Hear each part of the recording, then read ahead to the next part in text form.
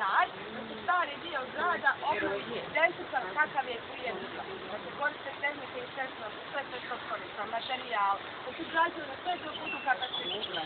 Upravo smo mi sve to ispunili, a naravno nismo mogli zadržati staru kaldrmu jer je bila previše oštećena. Jer se neko zaštitio da donesu kamenja sa obale rijeke Neretve. Vi kad gledate u ova kamenja, one bukvalno izgledaju kao da su ispolirane, ali nisu ispolirane su vodom. I zato je jako klizavo hodati po ovoj kaldrmi. Jedino je dobro što kažu da je dobro za masažu stopala. I onda da znate da u Mostaru možete dobiti besplatnu masažu stopala. Ali morate dosta ali morate jako oprezno hodati. Možete zamisliti koliko je klizava kad pada kiša. I ono kad je pao snijeg, koliko nam je bilo klizava. Jako klizava. Inače kad neko dolazi u Mostar, prvo što mu treba reći da ima odgovarajuće cipele, jer ovdje cipele nikako ne prolaze, jer neke onako dobre, fine, kvalitetne cipele bit će uništene od ove kaldrme, vjerujte. Reći ću vam nekoliko rečenica o ranoj istoriji Mostara. Naime, prvo spominjanje Mostara bilo je početkom 15. stoljeća. I tadašnji trgovci iz tadašnje Republike Dubrovnik spomenuli su ovo mjesto, rekli da je to malo naselje, ali da se kuće grade s obje strane rijeke. Osmanlije su zauzele područje, znači 1465. godine i odmah uvide da Mostar može postati značajan grad, da može postati trgovački centar Osmanskog carstva u ovom dijelu, jer do tada nije bio. Glavni grad Umske zemlje, oblasti koja se od polovine 15.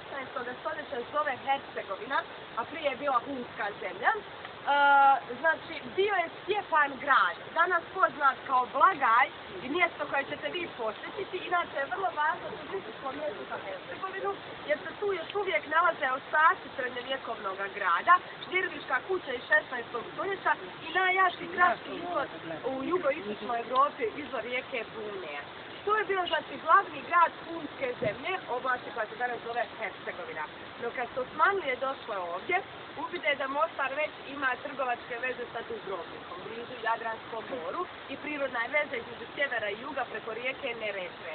Tako da su mnogi zanatlije, trgovci, vojnici širom Osmanskog carstva došli i naselili ovo područje kada Mostar počinje da se širi i počinje da se gradi. Inače, kad su došli ovdje, kod lokalnog stanovništva naišli su na drveni most koji je bio vezan lancem i stajao je na mjestu gdje nam danas stoji naš slavni stari most.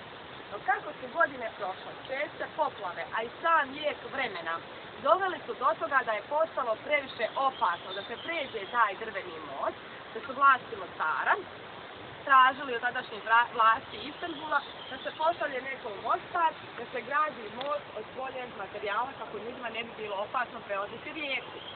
Sada je carstvom vladao sultan Sulejman Velikanstven. Danas ima poznat. Koji objavljuje da će u Mostar poslati apsolutno najbolje arhitektu na svom dvoru. Arhitektu Sinana.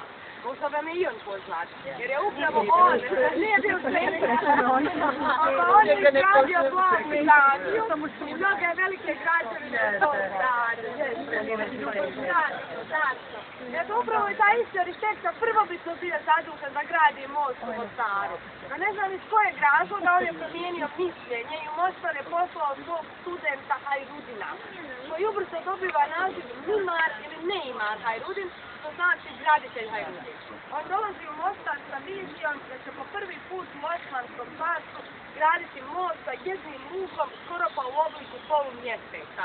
Znači godine i godine prolaze prije nego on završava ono što se danas smatra njegovim remek djelom. Trebalo mu je 8 godina da izgradi most.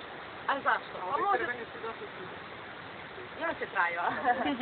Znači, možete i sami pretpostavljati, bilo je straha, pritiska, bio je tu sultana, morao je i svom profesoru odgovarati za razvoj. Te se ono želi osigurati. 1558. koji je prije nego je stari most izgradio je krivu čupriju. Danas se smatra da je to cesni most za stari most. jer ima istu tehniku izgradnje. Znači kameni blok je povezan željeznom kuklom i zaliveno je olovom u tekućem stanju. Cement se nije koristio jer ga naravno u sredstvenom koristi nije ni bilo. A neke legende kažu da se kad se gradio stari most da je kao vezivno sredstvo koristio kozije dlake i jaja.